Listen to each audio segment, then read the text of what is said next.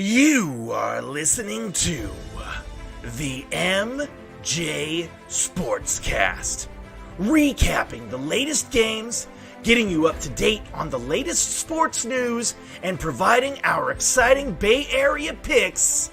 This is the MJ SportsCast with your hosts, Mike Tang and Jerry Yang.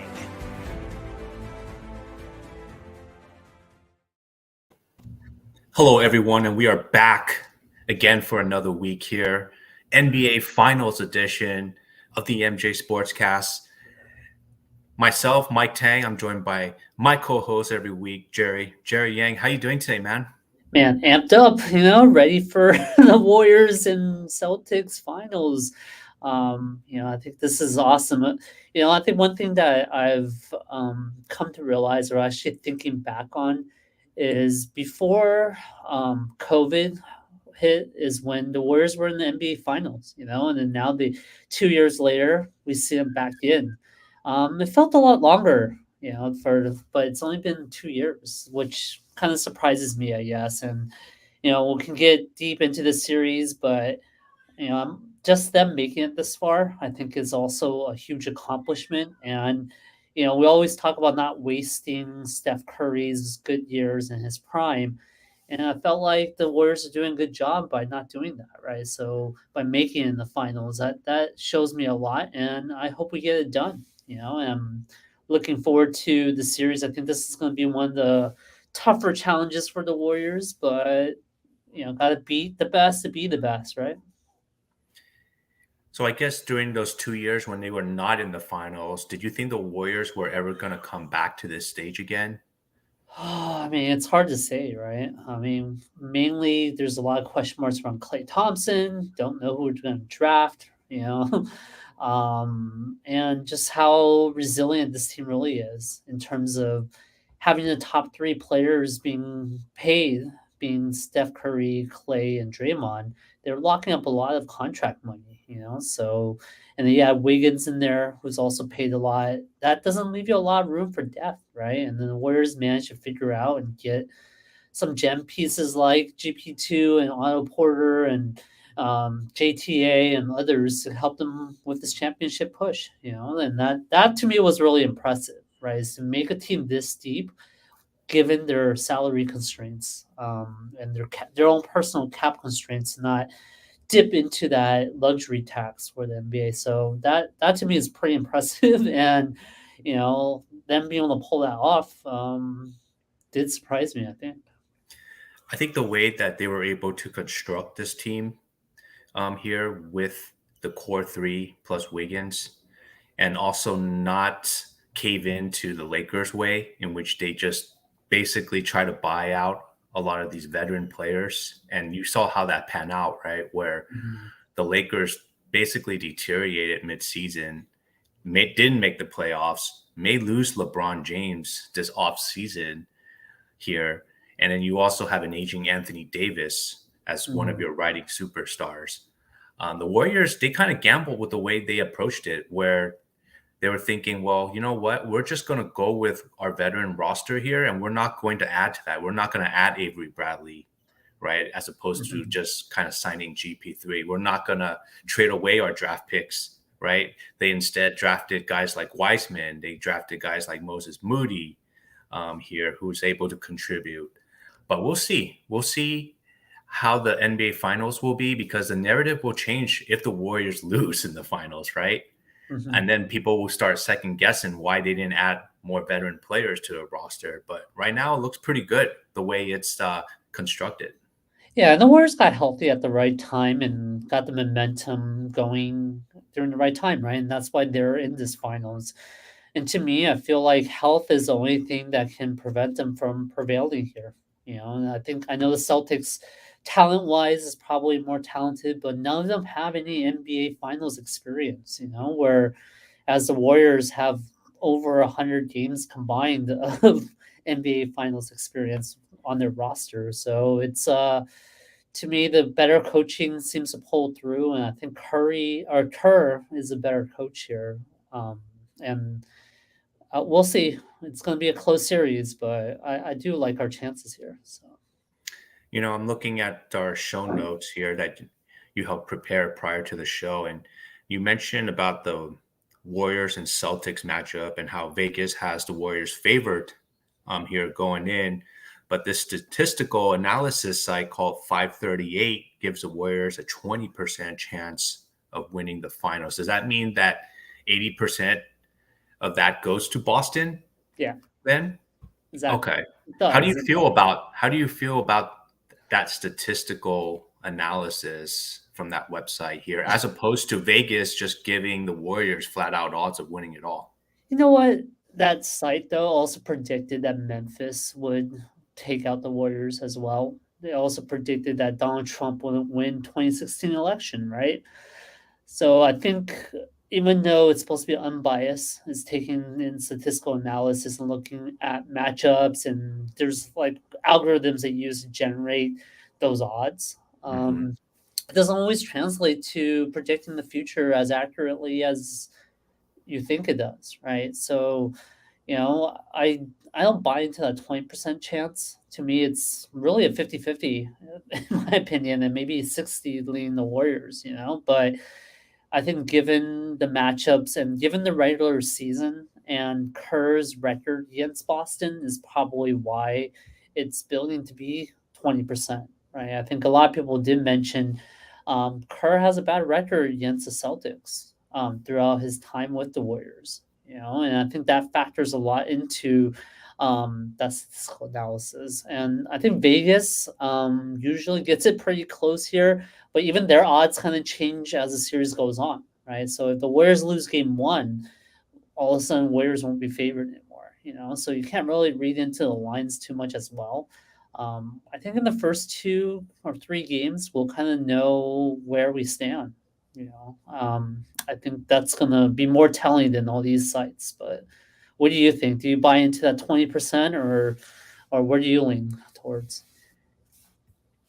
I don't really buy it at this point because I haven't really seen their statistical analysis of the situation here. If they backed it up with some substantial real stats on why Boston would be favored, um, maybe Yeah. it would kind of waver me towards one end or the other. But at this point, right, you kind of have to look at how Boston has been playing as a whole, right? And it's not like they're sweeping teams in the Eastern Conference. They're Yeah. being pushed to the edge, every single playoff series, right? And they had to go 7 games to beat a really depleted Heat team, right? And then they're going to be pretty tired, I think. The fatigue factor will play in eventually. And Mhm. if I was to kind of analyze this series, I think the Warriors have a little bit more firepower to overcome that Celtics defense here. The fact that they also have home court advantage throughout the 7 game series is going to loom large. Mhm. And I also think we have the best player in the series so far, and that's Steph Curry. What do you think? You know what's interesting about that article, and I was reading about it. The reason why they thought, the Warriors weren't as good is actually because of Klay Thompson. They said Klay Thompson plays a big factor on the Warriors roster. Here's a direct line from them, right? They said, strong though they have been overall, the Warriors have not been a better team with Thompson on the floor. In fact, the Warriors have a net rating over 11 points higher with him off the floor than on.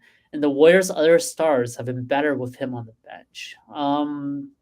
You know, maybe statistic wise that might be true, but to me, the Hmm. last few games, I felt like Thompson kind of carried us. Especially I know he's been kind of quiet in the first half of a few games, and the last game he was pretty consistent throughout. But his second half performance and being able to close out games, I don't think is factored into that statement, right? So to me, this article and this site kind of loses credibility once you make that type of statement.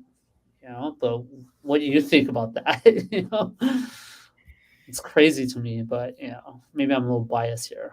Yeah, I'm looking at the plus minus statistics for the whole playoffs within the Warriors roster here, and Tim Kawakami from the Athletic does an excellent job in accumulating these statistics here and kind of going through his list of the top guys plus minus. Wiggins plus 111, right? Draymond Green plus 97 for the whole playoffs. Otto Porter plus 91.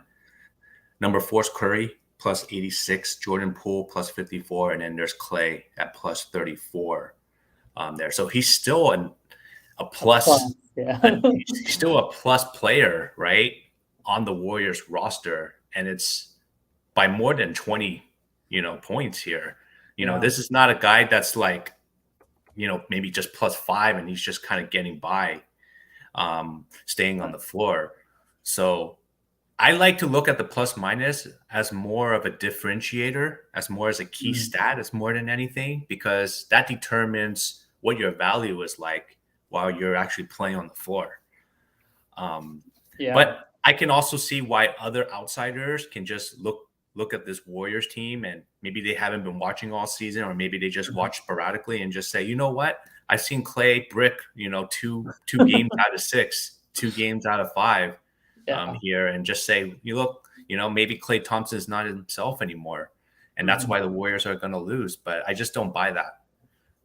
Yeah, exactly. I agree. I don't think Clay's the problem, So we'll see how it goes. But man, that was somewhat discouraging for a lot of Warrior fans, to see that 20% chance. So yeah, kind of going back to the previous series, though, the Warriors, they dismantled the Mavs pretty quickly, 4-1.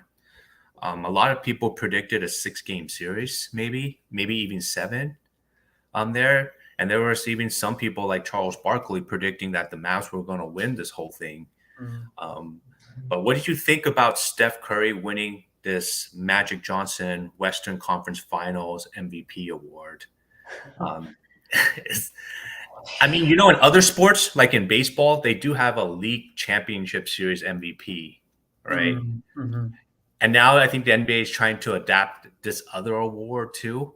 I mean, do you think it's substantial? Do you think it's something to be proud of as a player here? I don't know, man. So I mean, I guess speaking back to the series, it was interesting. DK Metcalf actually took the Warriors in 5. So he was actually right. So shout out to DK Metcalf from the Seattle Seahawks. But yeah, I don't know, man. Like having a Finals MVP or Western Conference Final MVP, and they're calling it the Magic Johnson Award, and then the Larry Bird Award for the Eastern Conference. I don't know if it means that much, to be honest with you. It's just another accolade that gets added to Steph's mantle. But I think his legacy isn't complete until he wins the Finals MVP. And there's actually a lot of controversy swirling that, right? I think Draymond Green came out on one of his podcasts, said that Steph Curry gets doubled a lot, and so that opens up Clay and KD and other guys, and that's why KD's won it 2 times, But then KD blasted back on Twitter saying no, he disagrees with that, right? So I think there's a lot of people looking at this Finals MVP as a legacy to Steph Curry. I don't know if it makes or break his Hall of Fame career. In my opinion, it's already a shoe-in, but it's just another notch on his belt if he wins it, right? Like I don't think that's one of the missing pieces. And there's a lot of narratives around Steph Curry not being clutch in the playoffs, not being clutch, especially in the finals. And to me, I think it's all BS. But that's it. I think there's only one way to kind of shut those critics up is for him to actually win it there. So we'll see. Like you said, this is a tough defense. The Celtics are the number 1 defense in the league. The number 2 being the Warriors, right? But we have a way better offense, I think. So I'm wondering if we can overcome that and have Steph, perform at the level that he needs to be able to win that award. So we'll have to see. But yeah, to me, the conference MVPs, whatever. It's just another marketing play, in my opinion. Yeah, I'm kind of going back in history here. of the NBA, right? And which matchup really resembles this one? And I'm kind of looking back. I'm not saying that the players are very similar, but I'm just saying kind of the narrative is very similar to that. And I would say maybe like the 2003 NBA Finals with the Detroit Pistons going up against kind of like that aging Mm, Lakers team yeah. on there, which had Shaq, Kobe Bryant, Karl Malone, Gary Payton, and those guys. The Lakers had a fairly decent offense, right? And Mhm. the Pistons had a really good defense, and that great young defense ended up prevailing in that series. And I'm not saying that the Celtics are going to pull that off, but it kind of reminds me of that there. But at the same time, I think Detroit was a little bit more dominant throughout the Mm. Eastern playoffs. So, man, I just don't know if the Celtics have enough offensive firepower in a 7-game series. And I also think the Warriors defense will be strong enough to withhold their key guys. Yeah. I agree. I mean, the number two defense, and I think mainly because we play in the Western Conference. If we play in the Eastern Conference, I feel like we'll be shooing the number one for both categories. Both offensively and defensively. And to me, I felt like the Memphis's defense was a lot stronger and a lot more of a tougher matchup for us than the Celtics one. And you did mention that the series in the Eastern Conference Finals went pretty long, and there was a lot of injury concerns around all the players there, right? I think Horford and Smart didn't even play the first two games. So are they going to be durable enough for the series and be able to keep up with the Warriors? And I feel like the Warriors, like movement and speed, might be just what we need to see if we can really test that defense out. So I tell you this though, the East for the Celtics, this is going to be one of the toughest matchups for them that they face in terms of a playoff series. I think the Heat already gave them trouble, but I think everyone kind of knew that the Celtics were going to pull that out. But they didn't win as dominant as everyone thought they would, right? Everyone thought that was going to go 5 games or 6 games, and it went up seven. I think the reverse happened with the Warriors, where everyone thought it was going to go 7 games, and it closed out in five, right? So we'll see. I think the key is to stay healthy for both teams. I think that's kind of cliche to say, but I think it's definitely true considering it's been a long season for both teams, right? Yeah, it's funny because you have two superstars. One is Kevin Durant, who played for the Warriors, and then you have one Kyrie Irving, who played for the Celtics. Right? They ended up joining forces together, and now the teams that they were previously in are now in the finals. Right? So you kind of have to. You kind of have to wonder how they are feeling. Watching this Well, what series. about Kent Bazemore, right? Remember Kent Bazemore turned down extra money, um, and turned down the Warriors to join the Lakers because he thought he'll have a bigger role and be able to win a championship a lot easier. I think he tweeted out on when the Warriors won that he had some regrets. So imagine how they feel too, or how he feels, right? I think that was probably the biggest example of what you're talking about. I think. Yeah, I can see how Bazemore could get regrets just because he's never won a championship during his pro Mhm. career.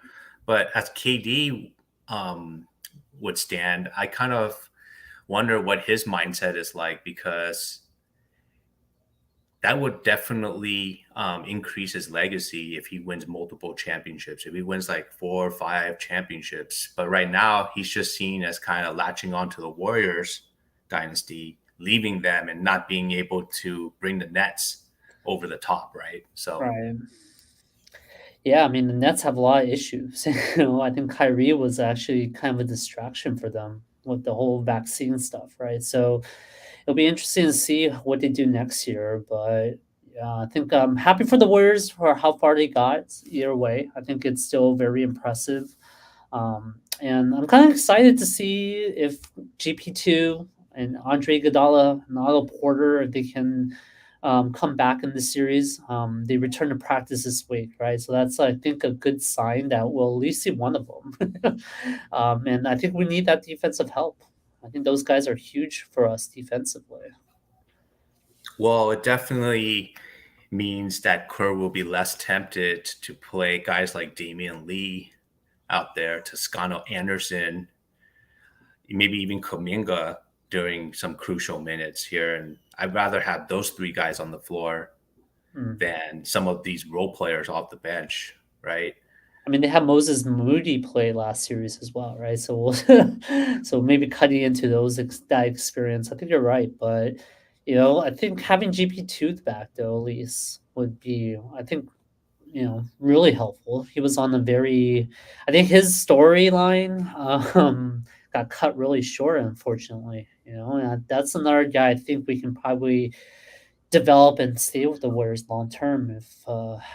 So I think he was the only one that I thought I really want back. I think even Iguodala, when he's healthy, won't get a lot of minutes.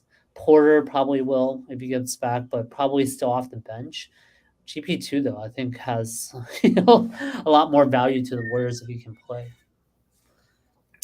I think out of those three that are coming back, I would prefer to have Otto Porter Jr. back just because of his size Mm, and his front court help against the Celtics there, and just his ability to rebound and shoot the three as well.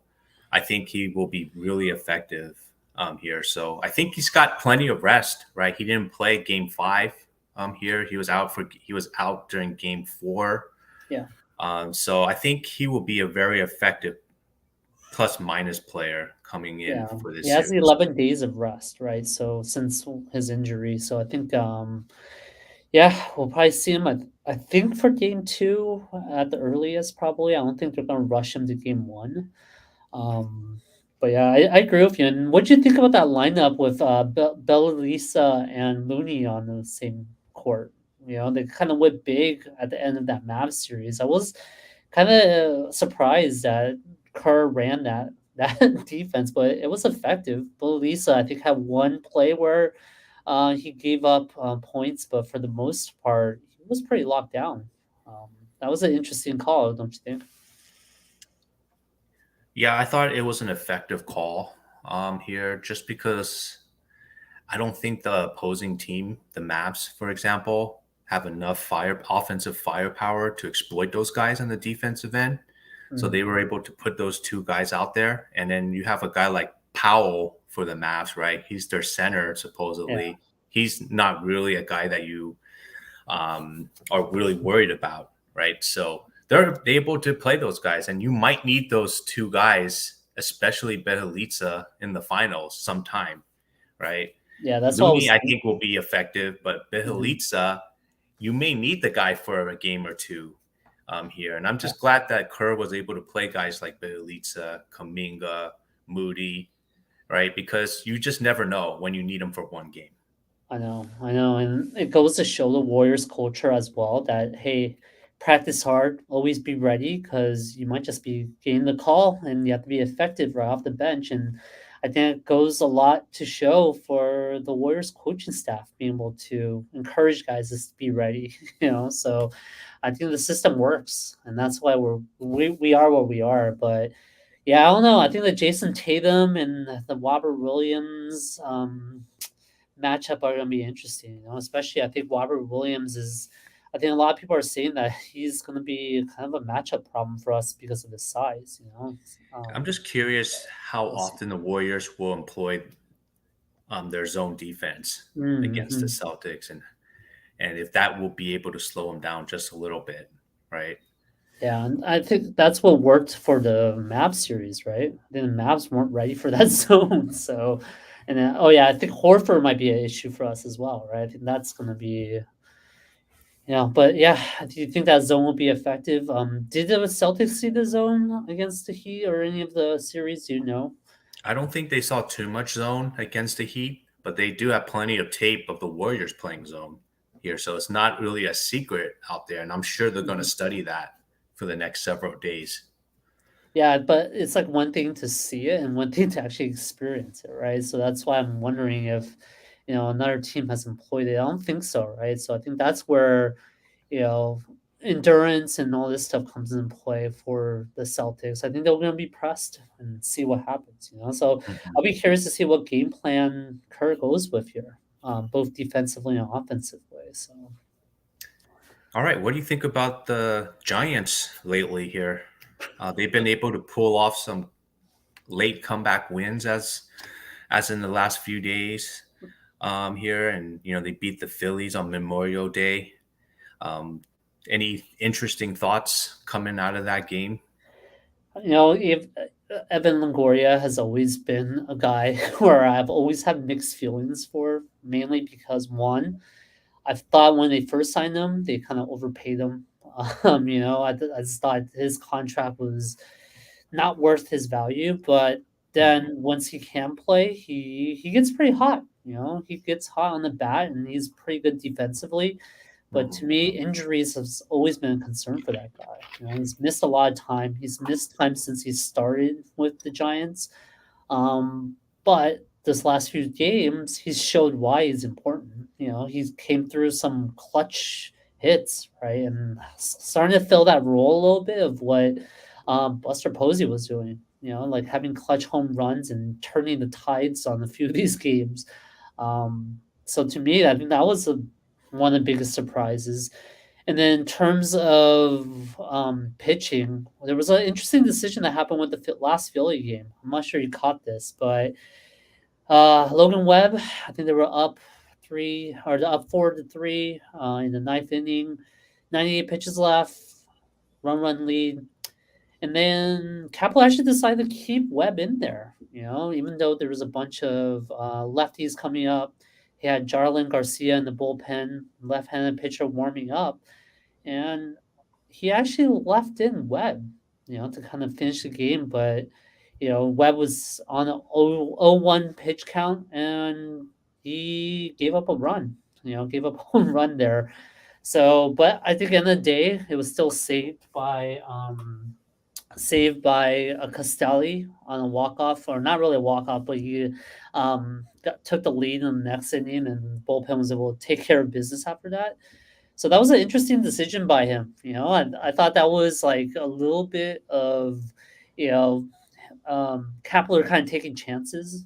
A lot of people did criticize Kapler for being too much of a stat guy, and I think that decision, I don't think it was based on stats. I think it was based on keeping Webb in there and Webb getting hot and trying to keep him have his confidence up.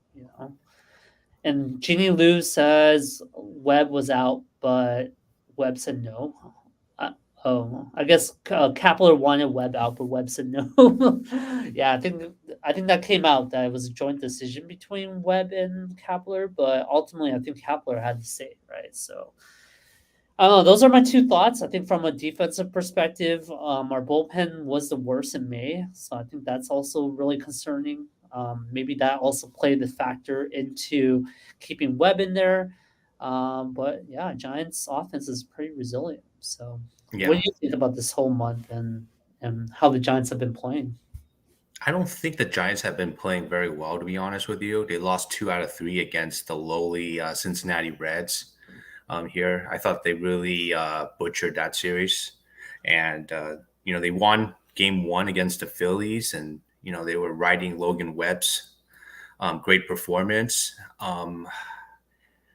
In terms of fans criticizing the manager for this, like, I think the manager is just going to get criticized no matter what happens, right? If Garcia gives up a home run, to Schwarber and gives up that lead, then he's going to get criticized for not leaving Webb in, It's you true. know, and saying that, okay, you don't really believe in your number one pitcher in the rotation here. So I think in the long term, I think it will benefit the Giants just because the manager having faith in your number one starter and leaving them in to try to complete the game, I think will be a lot more beneficial than risking just one little game out here in May. So I think it'll give Logan Webb a lot of confidence, right, for the Mhm. rest of this series to try to finish off games. And I thought Kapler did the great thing. He went old school and allowed his workhorse to complete it. Yeah, I agree. And I think the one thing is that um, for fans, in terms of you saying the Cincinnati Reds are kind of lowly, but the thing is, right before our series, they smashed the Cubs. You know, they had 20-5 win over them. I think there was some momentum that came to play there, and they were playing at home as well. You know, so I think they brought some of that momentum to the series, and that's why they were able to pull off 2 wins. But in the end, I think the Giants kind of figured out how to win, right? So Jeannie Liu has a comment saying, "You should discuss the fantasy football slap." Oh yeah, I forgot to put that in the notes, but let's talk about that. Mhm. Do you want to recap what happened, or you want me to give the spiel on that fantasy football slap?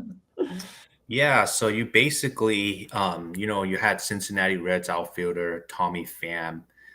He's in the same fantasy football league as Jock Peterson, and apparently Jock Peterson, quote unquote, exploited the fantasy football rules in terms of stacking guys on his bench, right? As opposed to leaving them on waiver wire Yeah, I guess so. here. Yeah. So it was something along those lines. Tommy Pham thought Jock Peterson was cheating. He probably lost money in this fantasy league, probably lost the whole league here, and he needed someone to blame. So he blamed Jock Peterson throughout all these years. He finally found Jock this past week, looked at him, gave him a slap on the face or a punch, whatever it was. Jock Peterson didn't fight back. The MLB league office reviewed it. They said, okay, well, that wasn't cool. Here's a 3-game suspension for that here. So what are your thoughts about kind of what happened? And do you think the league acted very quickly, after this Yeah. incident? Yeah, I mean, this is like the baseball version of the Will Smith slap, right? The slap heard from Century or wherever it is. But yeah, I thought the league did a good job. You know, there was videos of the slap happening. You know, I think this type of thing also happened before a game. If it settled outside of the game, I don't think the league should have done anything. But geez, like, come on, like, why would you slap the dude for fantasy football and the 3-game suspension? He probably lost more money than losing that fantasy league, right?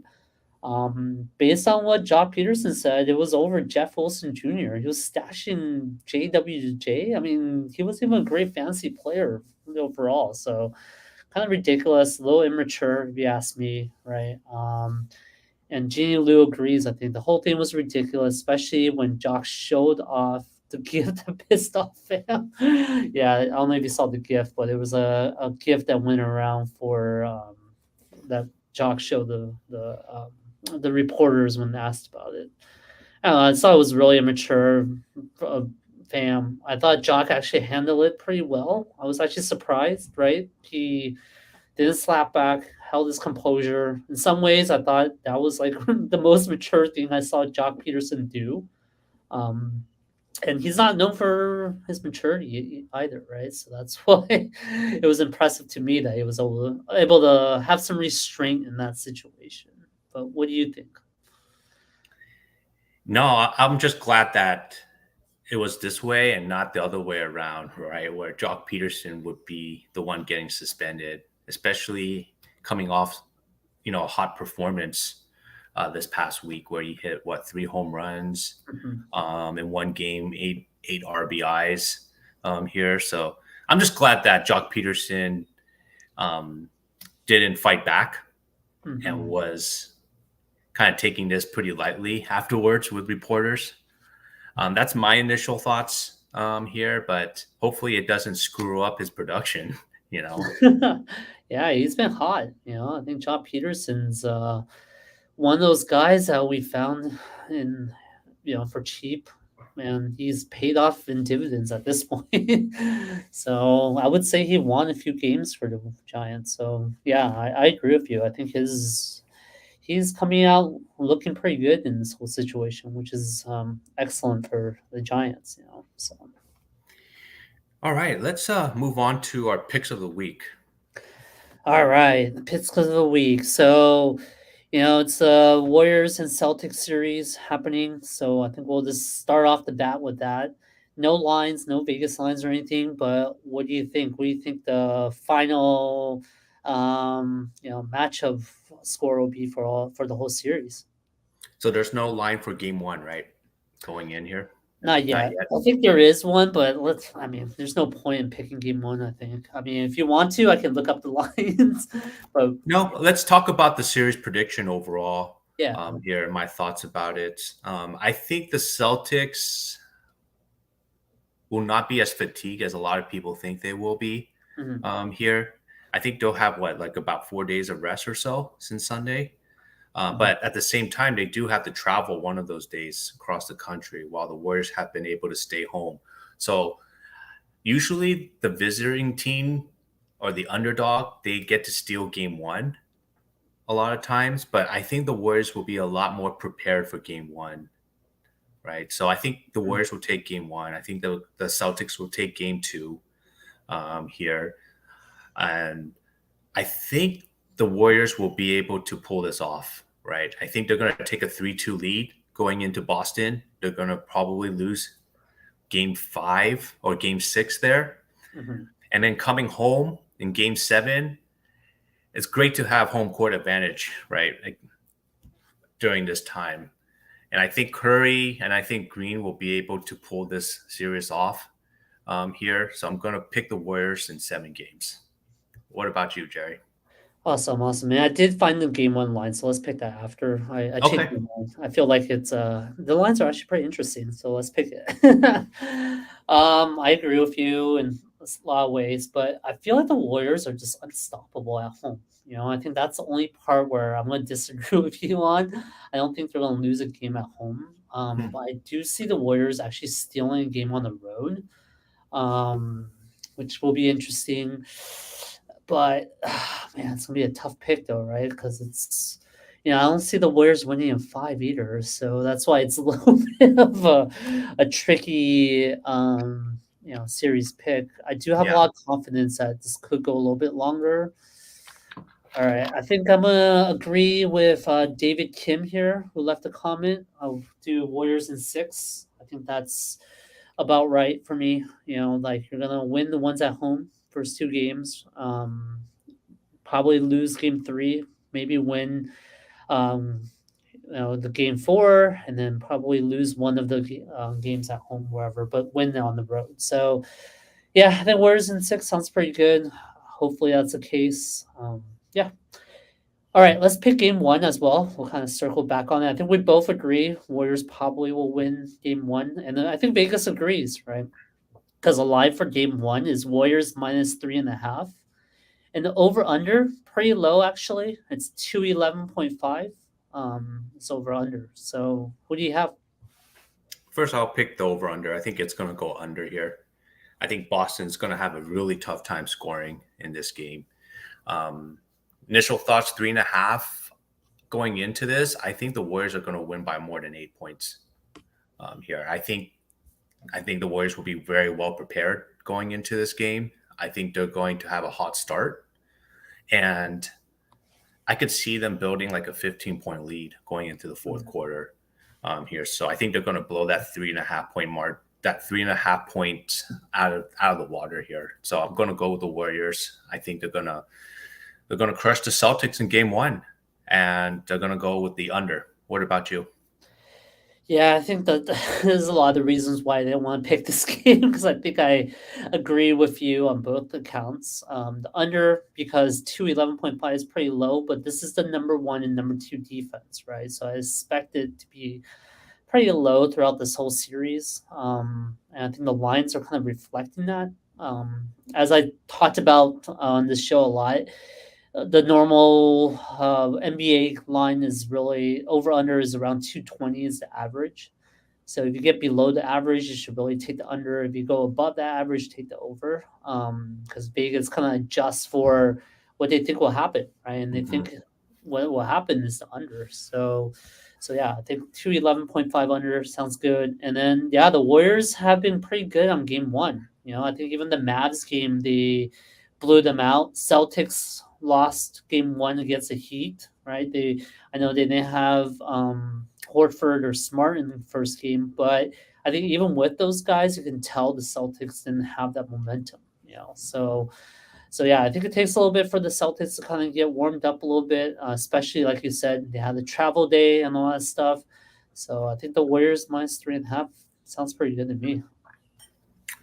All right. Well, for the picks this week, let's just stick to basketball Okay. here. I think those are two pretty solid ones to leave off for the show.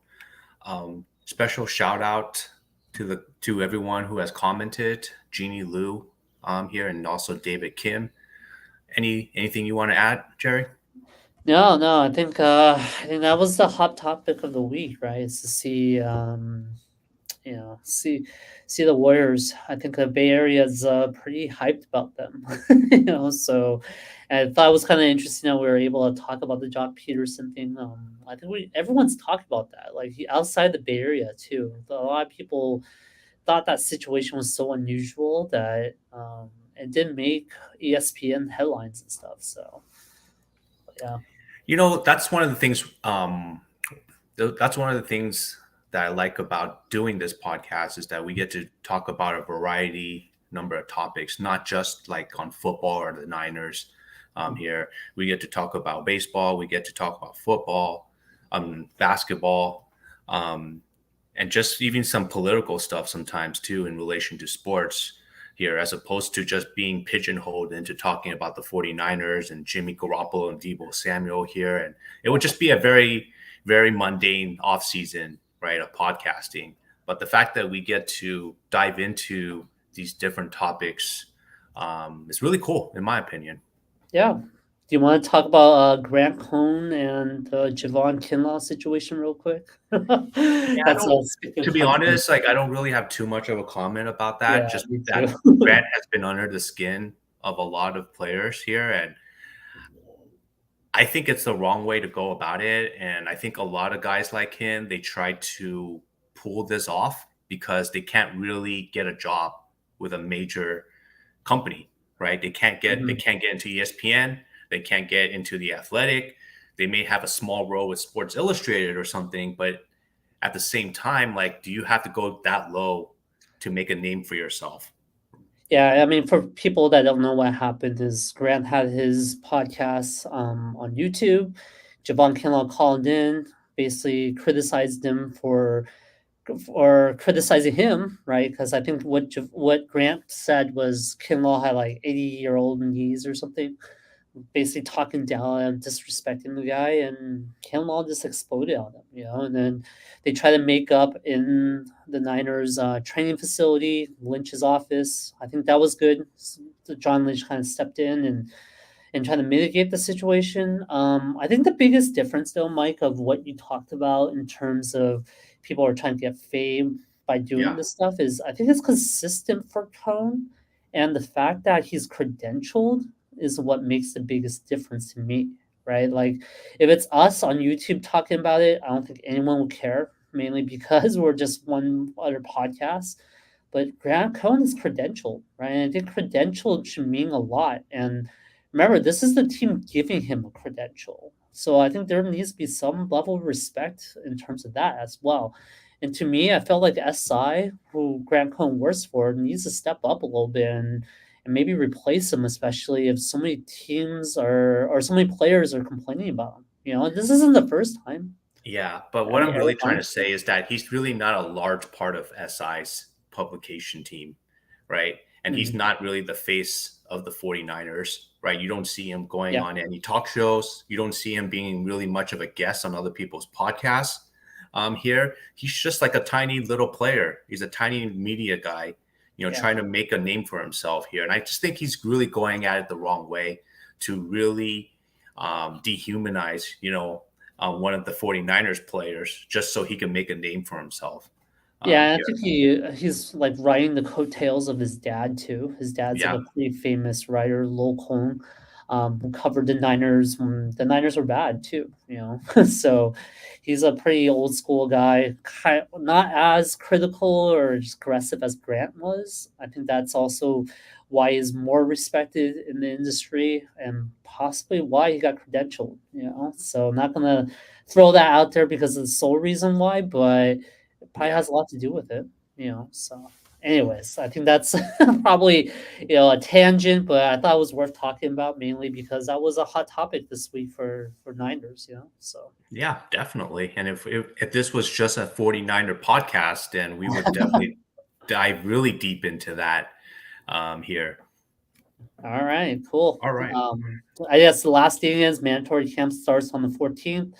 Got to see what happens with Jimmy G and Debo on the 14th. Does Debo show up to camp? Does Jimmy G get cut? The clock is ticking there, so we'll check in every week on that, I think. All right, guys. Well, that concludes this week's episode of the MJ Sportscast here. We'll tune in next week. Take care, everyone. Thank you for listening to the MJ Sportscast. Be sure to follow us on Twitter at the MJ Sportscast, at Mike408, at MindofJerry11. Tune in next week for another exciting episode.